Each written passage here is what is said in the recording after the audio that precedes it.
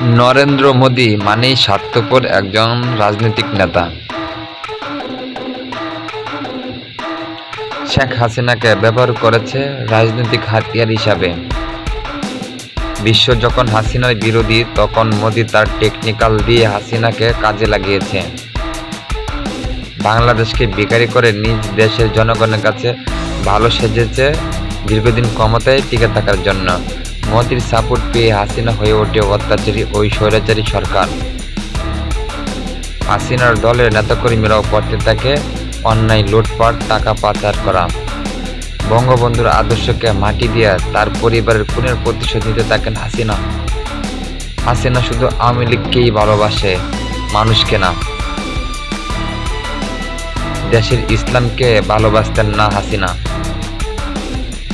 ইসলামকে শত্রু বানিয়ে হিন্দুদের ভালোবেসে নরেন্দ্র মোদীর মন জয় করাই ছিল